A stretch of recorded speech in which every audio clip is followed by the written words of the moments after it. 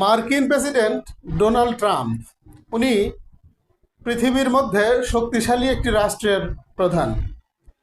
তার সম্মান খুবই ছোট নয়, সাধারণ মানুষও তিনি নন।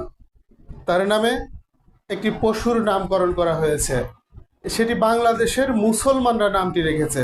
এই নামটি রাখাটা কতটা যৌক্তিকতা ছিল, আসলে এটি খুবই অন্যায় করেছে আমার দৃষ্টিকোণ থেকে। কারণ পৃথিবীতে যদি কেউ নিকৃষ্ট মানুষও হয়ে থাকে, তাহলেও তার নামের সাথে পশুর নাম রাখা কোনো জ্ঞানী, বুদ্ধিমান এবং সচেতন ব্যক্তির কাজ নয়। তাহলে যে কাজটি হয়েছিল, একটি কোরবানির পশু যা মহিষ, সেই মহিষকে মার্কিন প্রেসিডেন্টের নামানুসারে নামকরণ করা হলো। এটার পেছনের কারণ হচ্ছে মার্কিন প্রেসিডেন্ট ডোনাল্ড ট্রাম্পের চেহারার সাথে সাদৃশ্যতা ছিল বা আছে ওই মহিষটির, যার কারণে কৌতূহল বশত এই নামটি রাখা হয়েছে ডোনাল্ড ট্রাম্প। অবশ্য আমরা বিগত কোরবানির ঈদ সমূহের কোরবানির পশু তৈরির যে প্রাককালে প্রস্তুতির সময় এরকম বিভিন্ন নামে নামকরণ করা দেখেছি আমরা। যেমন কোনো এক চিত্রনায়ক এর নামে নামকরণ করতে দেখেছি, কোনো মন্ত্রী মিনিস্টারের নামেও আমরা নামকরণ করতে দেখেছি। যে সমস্ত নায়ক নায়িকা অথবা রাজনৈতিক নেতৃবৃন্দ কোনো ভুল কারণে অথবা কোনো কারণে আলোচিত সমালোচিত হয়ে গেলে তখন তার নাম অনুসারে নামকরণ করা হয়েছে।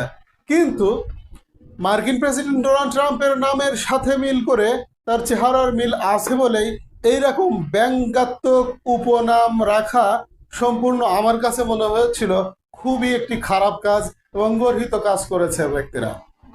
কিন্তু আমরা দেখতে পাচ্ছিলাম সোশ্যাল মিডিয়া থেকে শুরু করে প্রধান সারির গণমাধ্যমগুলোতেও সেই খবরগুলো বারবার প্রচার করা হচ্ছিল। কোরবানির আগে হঠাৎ করে আমরা জানতে পারলাম যে রাষ্ট্রের গুরুত্বপূর্ণ মন্ত্রণালয়ের মন্ত্রীদের নির্দেশনায় সেই ডোনাল্ড ট্রাম্পকে নিশ্চিত মৃত্যুর হাত থেকে রক্ষা করা হলো, অর্থাৎ কোরবানির হাত থেকে রক্ষা করে তাকে জাতীয় চিড়িয়াখানায় নিয়ে রাখা হলো বাংলাদেশের। এটি এখন তাকে কোরবানি করা হয় নাই, সে চিড়িয়াখানায় বর্তমানে অবস্থান করছে। যদি এই ঘটনাটি না হতো তাহলে কি সমস্যাটা হতো, সেটি আমরা বিভিন্ন রাজনৈতিক আলোচক সমালোচকদের বিভিন্ন আলোচনায় শুনতে পাচ্ছি, জানতে পারছি যে এটি নিয়ে পার্শ্ববর্তী রাষ্ট্রের একটি গভীর ষড়যন্ত্র ছিল আমাদের বাংলাদেশের বিরুদ্ধে। বিশেষ করে এই পশুকে ডোনাল্ড ট্রাম্প নামকরণ করে একে যদি কোরবানি করা হতো তাহলে একটি ঘোরতর কৌশলের মধ্যে অবতীর্ণ হতো পার্শ্ববর্তী একটি রাষ্ট্র। তার কিছু নমুনা তারা সৃষ্টি করেছেন। কিভাবে? আমাদের দেশের একটি প্রথম সারির পত্রিকা এই বিষয়ে নিউজ করলো, যেটি ছড়িয়ে গেল সারা বিশ্বে। আর ছড়িয়ে যাওয়ার সাথে সাথে সরাসরি পার্শ্ববর্তী একটি রাষ্ট্রের বিভিন্ন মিডিয়াতে, গণমাধ্যমে এটি ছড়িয়ে গেল। তারা নড়ে চড়ে বসলো। কেউ কেউ বলছেন যে পার্শ্ববর্তী রাষ্ট্রের কোনো একটি গোপন কৌশল ছিল যে এই পশুটিকে যদি কোরবানি করা হতো তাহলে তারা ওইখানে মিডিয়াতে প্রচার করতো আরো খারাপভাবে। যেমন বলতে পারতো যে ডোনাল্ড ট্রাম্পের কোরবানির মধ্য দিয়ে বাংলাদেশের সম্পর্ক, বাংলাদেশ আমেরিকার সম্পর্ক একেবারে তলানিতে চলে গেছে বা ধূলিসাৎ হয়ে গেছে। এরকম একটি মিথ্যা প্রপাগান্ডা চালাইয়ে বাংলাদেশের সাথে মার্কিন বা আমেরিকার সম্পর্কটা খুবই খারাপ করে ফেলতে পারত।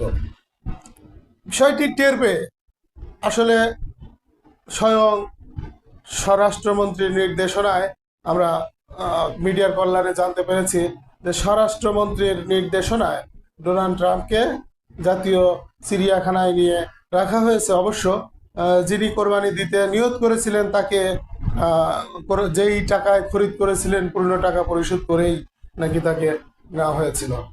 যা হোক, এই দূরদর্শী সিদ্ধান্ত যদি না নিতেন তাহলে কি হতো, একজন পৃথিবীর মধ্যে খ্যাত একজন রাষ্ট্রপ্রধানের নাম অনুসারে এই কোরবানিটা খুবই খারাপ হতো।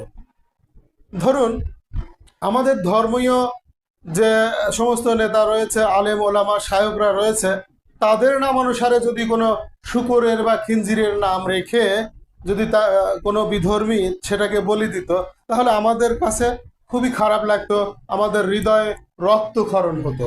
তেমনি মার্কিন প্রেসিডেন্ট ডোনাল্ড ট্রাম্পের অনুসারীদেরও অন্তরে রক্তক্ষরণ হতো, এতে কোনো সন্দেহ নাই। বিশেষ করে ওই দেশের মানুষ দল বল নির্বিশেষে সকলেরই খুবই খারাপ লাগতো, যার ফলে একজন মোড়ল রাষ্ট্রের সাথে আমাদের মতো দরিদ্র একটি রাষ্ট্রের একটু ঝগড়া বেঁধে গেলে খুবই খারাপ পরিস্থিতি হতো। যাই হোক, এই পরিস্থিতি মোকাবেলা করেছেন রাষ্ট্রের গুরুত্বপূর্ণ ব্যক্তিরা।